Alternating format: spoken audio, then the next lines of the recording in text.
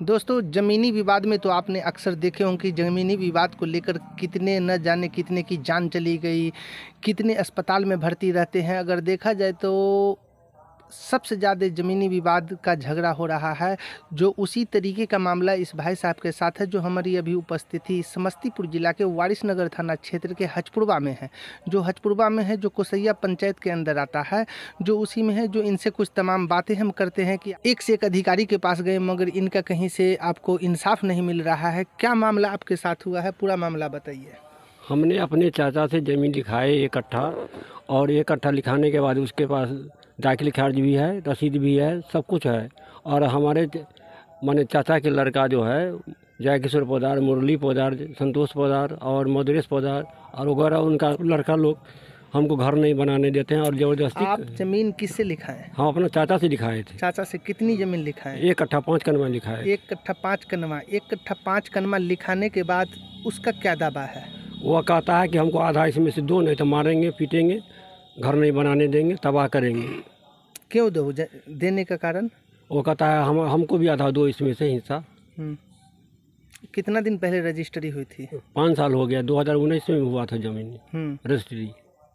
तो रजिस्ट्री कराने के बाद आप जब जो आपकी ज़मीन है उस पर आप जाते हैं तो क्या आपके साथ होता है? वो लोग कहता है घर बनाएगा तो मारेंगे पीटेंगे, ज़बरदस्ती घर नहीं बनाने देता है। हमारा ईंटा गिट्टी बालू सब गिरा हुआ है और घर नहीं बनाने देता है। कहता है घर बनाओगे तो मार देंगे, नहीं तो आधा ज़मीन हमको दे दो। अभी तक आप कहाँ कहाँ गए हम इंसाफ के लिए? इंसाफ के लिए हम लोग बड़ाओ के पास गए, थाना प्रभारी के पास गए, ये सीओ साहब के पास गए, लेकिन कोई इसका निदान नहीं आया अभी तक। आपने सीओ साहब के पास गए तो सीओ साहब आपको क्या बोले? सीओ साहब बोले कि आपको जो केस कर दिया है 144, उसका आवेदन आएगा, उसके बाद हम इस पर कार्रवाई करेंगे। उस पर 144 है? हाँ, 144 लगा दिया था ये लोग। केस हम लोग पर कर दिया था 6 भाई पर। उस जमीन पे भी लगा ना? हाँ। कितना दिन पहले लगा?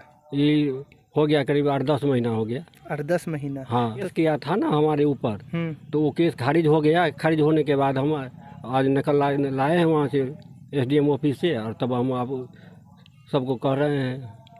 इस कब खारिज हुआ? केस खारिज हुआ है 13/2 को। 13/2 को? हाँ। फिर वो आपने नकल लेकर के आए? हाँ, नकल लेके आए हैं। तो अब आप क्या चाहते हैं? हम उस पर घर बनाना चाहते हैं। जो हम गरीब आदमी हैं, घर बनाएंगे उस पर। और वो लोग बनाने नहीं देता है। तो सीओ साहब के पास जो आप गए तो सीओ साहब आपको क्या आश्वासन दिए? सीओ साहब कहे कि वो लोग केस कर दिया है, केस कर दिया। आपने अंचल अमीन की मांग की थी? हाँ, अंचल अमीन के मांग किए थे। अंचल अमीन वहाँ से आया था। आने के बाद यहाँ ये लोग झगड़ा लड़ाई किया। बड़ा बाबू भी आए, 112 वाला भी आया, लेकिन कुछ इसका निराकरण नहीं हुआ। किसी तरह कोई इंसाफ नहीं मिला? कोई इंसाफ नहीं मिला हमको। ये ज़मीन 144 लगा देंगे तो इस पर कभी भी घर नहीं बनेगा और वैसा ही पड़ा रह जाएगा। हम लोग अपना दखल कब्जा कर लेंगे। तो वो उसकी कॉपी आप लेके आए जो केस खारिज हो गया? हाँ, उसका कॉपी लेके आए हैं।